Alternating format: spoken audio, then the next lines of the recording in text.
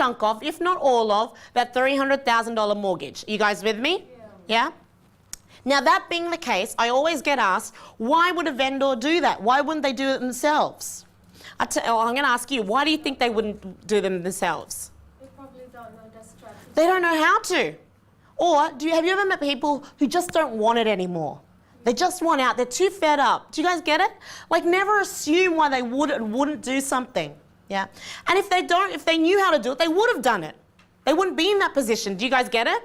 Yeah? The thing is, never assume why someone will sell. Sometimes they just want out. They're just fed up. Yeah?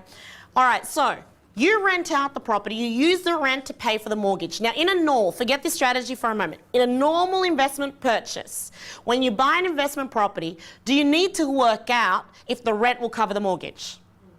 You do, right? You need to work out what the gap is, what the negative gearing is. Now, if it is negatively geared, you need to work out by how much and can I afford it, correct? So let's say you work out this, the rent doesn't cover the mortgage. It's short by $1,000 a month. You can say, you know what? I can't afford $1,000 a month. It's not a deal. What have you lost? What have you lost? Nothing. Zero. Yeah, because you're working it out beforehand. However, remember, you didn't put a deposit down. So you might work out, okay, the shortfall isn't $1,000. If it was $1,000, by the way, I'd be a little bit cautious because it's obviously not a great deal. But let's say you work it out and it turns out the shortfall's $200 a month. Yeah, $200 a month. Now, being at $200 a month, that's about $50 a week, more or less. Yeah, you might say to yourself, you know what? I can afford $50 a week. Especially because I didn't have to put over $40,000 up front. Yeah. Does that make sense? Yeah, so a lot of people would love to pay a bit in installment rather than a big amount up front and wait 10 years to save their 40 grand. You guys with me? Yeah? So you need to work it out beforehand. Can I afford it? Is it worth doing? It is only for 12 months, so remember that as well. However, what if the rent more than covers the mortgage? Is that good? Yeah, a little bit more excitement. Come on. Yes. Yeah? Yeah? Whose money is it if there's money left over? Yours. It's yours. You've just made money from a property you don't even own. That's right. Who thinks that's brilliant? That is brilliant. Yeah? This is absolutely your opportunity. And you know what, guys?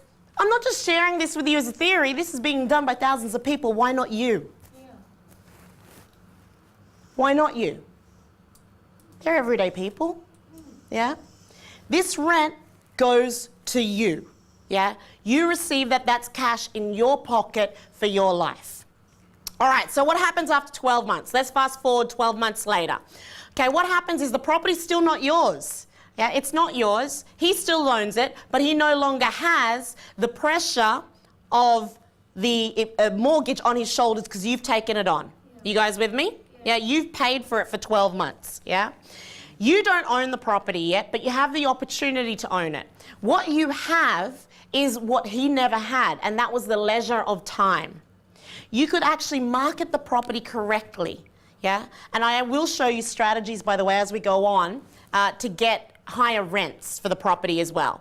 But you could have marketed the property correctly and you have the opportunity to sell it for what it's actually worth. You find a buyer, let's say at $440,000. When he buys the property, $410,000 goes straight to the original vendor. You're left with a nice little lump sum of $30,000 and that property never belonged to you. Never was in your name. Hands up if you think that is amazing. That is amazing! And it's absolutely possible. You just need to do it. You just need to get started. Now, I've made it a moderate amount of $30,000. It can be a whole lot more than that. And the idea is that you're not going to go and prey on people who are under mortgage stress, yeah? But if you find someone that this is your opportunity, here's a strategy that could work out for you. Now, one of the other questions I get asked all the time is, well, what about that property? You know, what if the vendor needed the cash from that property to go buy a new property? Is anyone thinking that? Yeah? What if that was the case? I'll tell you now, if the vendor was under mortgage stress, yeah, if he was under mortgage stress, then he would actually be in the position where he could have defaults or a bad credit history, a bad credit file. Would you agree? Yeah.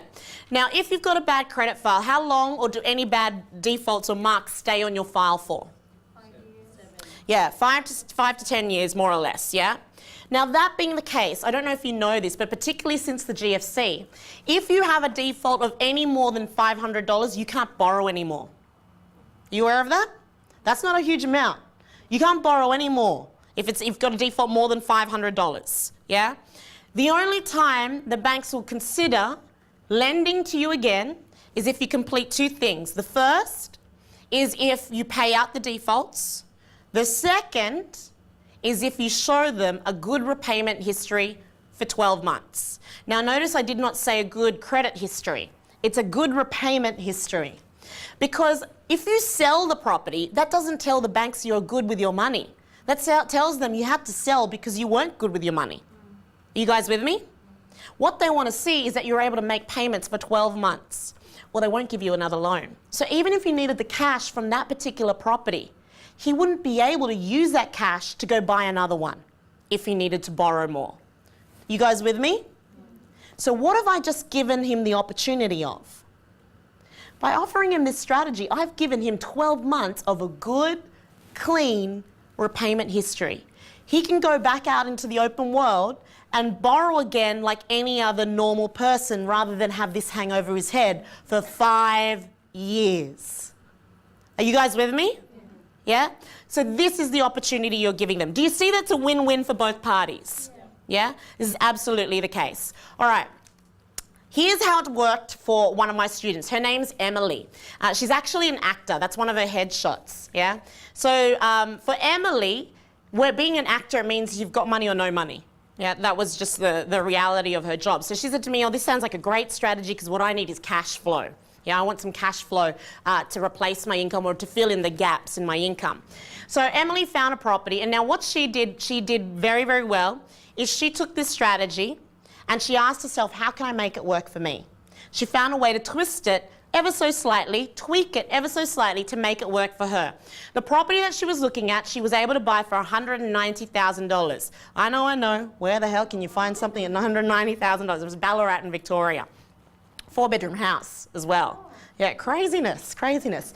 Anyway, it was on the market for 210. She negotiated downwards. I say, offer them more. She negotiated it down.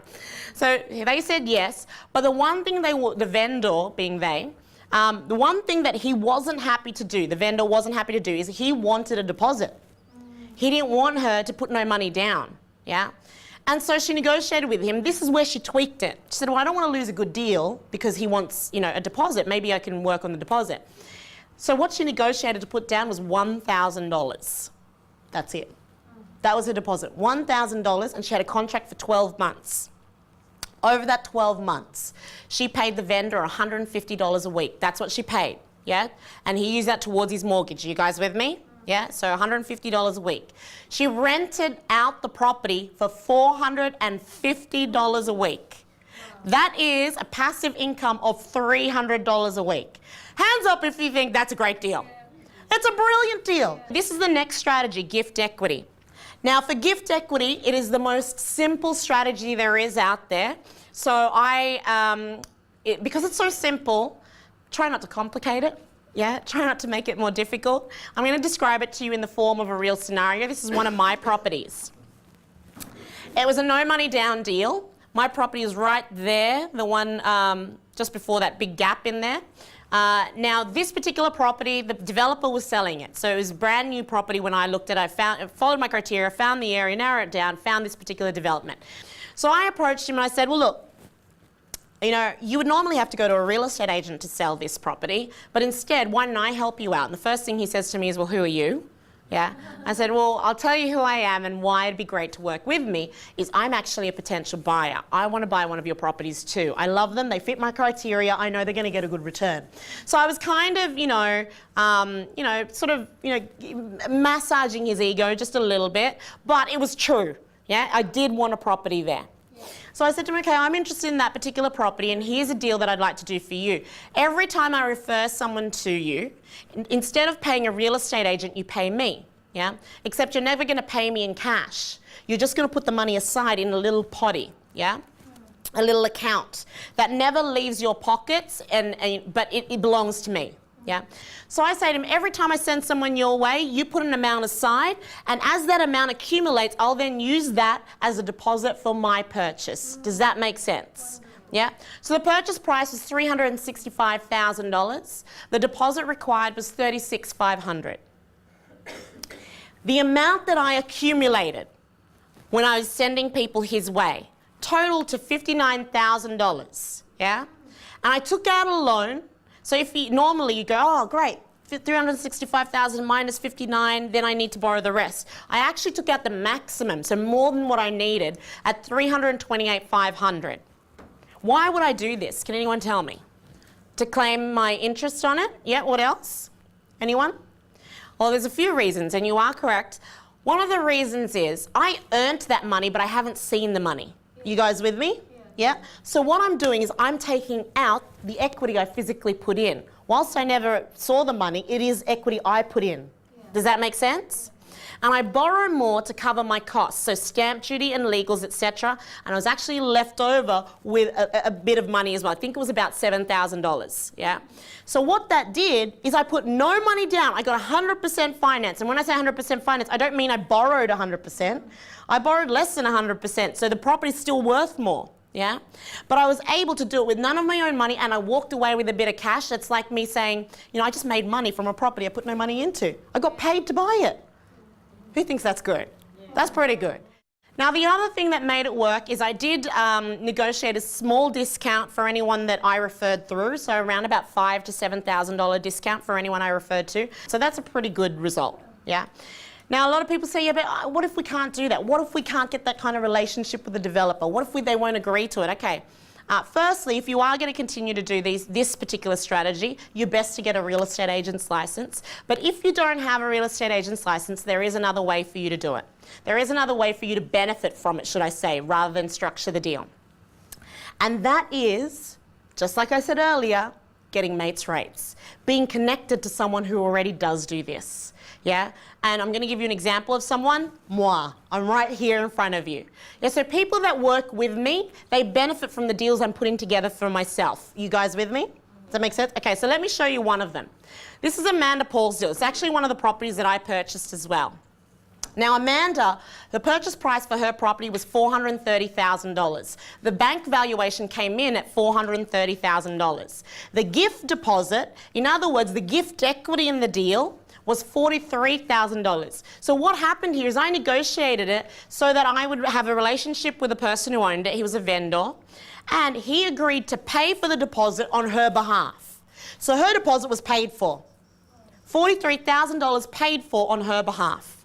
Do you think that's a good result? That's very brilliant. You know, if you bought that property on the market, which is exactly what other people had to do, you would have needed to put in $67,000. She rented the property out for $480 a week. Is that a good return? Yeah. It's a brilliant return. And there's $67,000 she did not need to put in. If you're a normal buyer, there's $67,000 you would have had to put in. Here's another strategy, syndicates. Now for me, this is something quite close to my heart. The reason being is it's pretty much where I cut my teeth on. All right, so I'm going to show you the first one. Let's say you've got good income, but you have no deposit. Does that happen? Yeah, there's lots of people out there like that. Really good income, the bank have said to you, you know what? If you had the deposit, you could afford to borrow. Yeah? There are people out there who are really good at paying bills, not great at saving. Yeah? So these are those type of people. Let's say you're someone who just doesn't have the cash behind them, but you've got the great income. Perhaps you just started out in the career force. It doesn't mean you can't go out and find a property. It doesn't mean you can't do the research. It doesn't mean you can't negotiate the deal. You can do all of that, because how much does that cost you? How much? Right, nothing. You can get access to information quite easily these days. Would you agree? Yeah. You do all of this. And all you're missing then is a deposit. Let's say the purchase price is $500,000. You can borrow, you can afford to borrow $450,000 if you had a deposit. All you need is to bring in someone that does. Yeah. Now this person needs to be a specific criteria. Because this person, it doesn't suit everyone. Yeah. If they had the money and they could do it all themselves, then why wouldn't they? Yeah. So here's what this person is. They're usually either self-employed or they're more mature in age or coming up to retirement. They've got good cash or good equity. Yeah, so good cash or good equity. Now, they're the type of person that even if they have good cash and good equity, the bank have turned around to them and said, I'm sorry, you can't borrow anymore. Does that happen? All the time. We all hit our maximum borrowing capacity at one point or other. Now, if they can't borrow anymore, it actually stunts their capacity to make more money. So let's say they've got $200,000 worth of cash in the bank. That's a good amount of cash. Yeah? But if they can't borrow, if they can't use that money to borrow, then $200,000, it's hard to find properties for that price that you can buy outright. Would you agree? Yeah. So that's very difficult. And then $200,000, if they don't do something with it and make it worth more, $200,000 won't last long in retirement. Does that make sense? Yeah? So you say to them, well, because you're in this position, I'll take on the risk. You put in the deposit, I'll put in the rest of the money, we'll buy the property together, you share the profits, and the property is yours, combined. Now, what if you're in the position that I was in?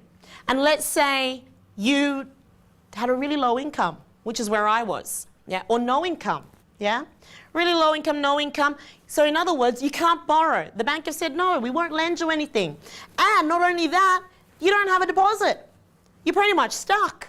If you're like me, everyone's telling you can't do much, there's nothing much you can do, you can't change it, blah, blah, blah. Well, you know what? I wasn't happy to sit with that. I wasn't happy to wait my 10, 15 years to buy a home and survive or try and pay it off. So if you're like that, there is an opportunity for you. You don't have to wait. All you need to do is think outside the square just a little bit. What you could do is find the property. Because how much does that cost you? Nothing. You do the research, you do the negotiation, you work out the profits, use the formula to help you get a deal that's profitable. Not a property, but a profitable deal. Then all you need is to find someone with income. You find someone with good income who doesn't have a deposit. They're out there. There's loads of them. Yeah? Go up to them and say, you know what, I've got a deal that you can get into even if you don't have a deposit. Do you reckon that they'd be at least curious? Yeah, absolutely. They'd be curious. You say to them, how I'm going to do is I'm going to bring in someone else that does have a deposit. You introduce the two together, the three of you have a little three-way party. Yeah? And this is exactly how one of my deals worked. So this is my deal. It was a 2-bedroom apartment. And it was on the market for 6 weeks. When I did it, I didn't have the rule of 2 months at that particular point in time. Now, I knew that it was worth $445,000. I hoped it was worth more, but I knew at the bare minimum it was worth $445,000. Why? Because I knew every single 2-bedroom apartment sold in the last 6 months. And there was no way it was worth less than that. Yeah? It was pretty much bottom of the rung. It was an upward trend market. So it was worth $445,000. It was advertised for $425,000. The vendor was just selling because he wanted to cash in. He'd owned it since it was built, so he'd made a lot of money from it. Yeah, and he just wanted to cash in to move on to the next project. I came along and I started to negotiate. Now, this is one of my first deals. I don't know about you, but I get really, really nervous in negotiation. Does anyone else get nervous? Yeah. Now, I don't know about you, but whenever I do it, or particularly back then, all my fears come to mind. And there's so many fears. I don't know if I'm the only person, but so many just pop in the head. It's like, the big ones are, I'm not smart enough. They're going to know I'm not smart enough. They're not going to take me seriously. You know, everything. It's like, geez, I'm not smart enough. I'm too young. They're going to think I'm too young. I'm too fat. I'm too Asian. Whatever it might be. Yeah? Whatever it might be. They're not going to take me seriously. They're not going to do a deal with me. So what did? I start researching on how to negotiate. Okay? I listened to tapes and I read books on negotiation. One of the tapes I bought, right, it was a vocabulary tape. And the way it said, it didn't say vocabulary tape, because that doesn't attract me. It said, you know, get people to say yes with a bigger vocabulary or something like that. Yeah? And so I just listened to this tape and it said to me that if I used a big word in a conversation, people go, oh man, she's smart. Yeah, because my fear was I wasn't smart enough, yeah? Oh man, she's smart. Oh, I better work with her because she's so smart, yeah? And so I started inserting weird words into just the, you know, everyday conversations. I came out wrong. It just didn't work. The other thing I read was a negotiation book. And in the negotiation book, one of the tactics was to make the other person uncomfortable, physically uncomfortable. If you make them physically uncomfortable, they might say yes to you just to get rid of you. Yeah, that was their thing. So what did I do? I decided I'm going to put that tactic into play. Yeah, that's right. I'm going to be smart. I'm going to use big words. I'm going to negotiate. I'm going to be professional. I'm all of 22, right? I'm all of 22 pretending to be something else. So what do? I decide we're going to stand outside in the blistering heat not be inside the apartment, outside, and that's where we negotiate because it's so hot, and it's like a cement trap, yeah? And so he's standing there sweating, obviously a little bit like edgy and a little bit annoyed because he just wants to get out of it, it's so hot. And he doesn't get why I stop in the middle of the path where there's no shade, nothing to talk, right? I'm there thinking, okay, this is it, you're gonna do it. And so I think, you have an image of how professional you'll be in your head. This is how it started. I couldn't get the words out. I was so nervous. Now here's what the book didn't tell me. If you make the other person physically uncomfortable, you may be physically uncomfortable too. So he's sweating, I'm sweating and nervous and shaking all at once. So I'm scared, and I'm talking to him and I'm trying to get the words out and they wouldn't come out. Finally, they burst out. So all the negotiation and smart tactics all out of my head, like gone, yeah? And how it came out was, would you accept $419,000? You know what he said? He goes, yeah, right. I was like, oh man, I'm amazing. I walked away and then I went, oh crap, I should have asked for more. And the truth is, I actually did plan to ask for a bigger discount, but I chickened out last minute because I was so scared. But here's what I learned from that. Sometimes all you need to do is ask and you can get it, yeah? So that was the extent of my amazing negotiation skills. We got it for $419,000. A small discount, not a huge discount, but good nonetheless. What happened? I put the deal together. I did everything. I negotiated the deal, I researched the deal, I put the profits together. If my partners needed something from their accountants, their solicitors, I did it all. I ran around the city. I went and put everything together. I did the loan. I checked out everything for them. All they needed to do was check my work. That was it. Wow. The person with the income, he took out the loan. The person with the deposit, he put in the deposit and we shared the property together. What was the end result? 6 months later, the property got revalued exactly to what I hoped it would be, $475,000. Now here's the one thing I was able to negotiate very well. Even this being one of my first deals, I actually negotiated a 6-month settlement. In other words, we locked the property in, the price in, but we didn't need to pay for it for 6 months. And I got the bank to agree at the time that if we bought it in 6 months' time, they would allow us to borrow against the value of the property. Are you guys with me? Now that's not as much common today and not as easy to do today, but it is what I did then. Yeah?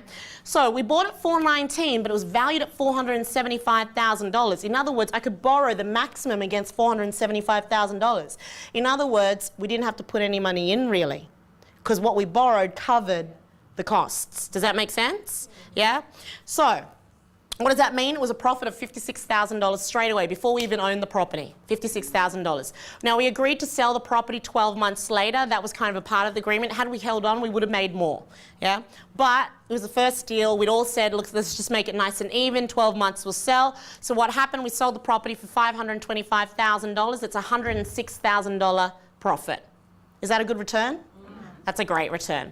Step number 5. Did you enjoy the strategies, guys? Yeah? Do you see now that there is absolutely an opportunity for you to invest no matter what your position? Yeah? This is absolutely the case. However, it doesn't end there. We haven't bought the property yet. Step number 5 is finance. This is where we need to go and get the money. If we don't get the rest of the money, we can't do the deal. For most of us, this means borrowing from what? A bank. Yeah, borrowing from a bank or a lender or a credit union, but borrowing nonetheless. Now, if you're borrowing is a great thing. It's because, when you're borrowing, it's leverage, yeah? So it means you can put little in and get maximum return. But it's really important that we get the right leverage. And a big part of what affects our leverage is valuations. A valuation on your property. In other words, a determination of how much it's actually worth. Would you guys say so? Yeah. Now, evaluation is only a matter of opinion, and opinion can be changed. Yeah? Opinions can differ depending on who's looking at the deal, for what reasons and why. We all have different opinions. Also, opinions can be swayed. You need to understand this so that you can sway the opinion of the valuations, because if you don't, someone else will. You with me? Yeah, someone else will. So let's say this is your property. Charming, colourful, beautiful. It's exactly the way we like it, yeah? This is a buyer for your property. This is how they would see it, and this is how you should view the places you would like to buy. Now the buyer goes to the bank. The bank sees it like this. The bank put the fear of God into the valuer. The valuer comes out and he sees your property like that. Now there's someone else that is like no other person, sees things in a different way completely, and that's your tax assessor. Doesn't matter who's looking at it. Everyone has a different opinion depending on why they're looking at the property and for what purposes. Do you guys get it? Yeah. So it's important that you create a relationship with your valuer. That's a joke. You do need to create a relationship with your valuer though. Step number 6, sales terms. You need to negotiate the terms of your purchase. This will allow you to control the property more. Now you make money from property the moment you control it, not when you own it, yeah? For example, the borrowed equity strategy I showed you earlier, you're making money from the property, you don't own it yet. Does that make sense? So as soon as you can control it, that's when you're able to make your money. Yeah. So step number 6, negotiate your sales terms. What are the terms that you can negotiate? There are different ones there. You can negotiate a delayed settlement. That allows you to lock in today's price and potentially get tomorrow's value. Yeah.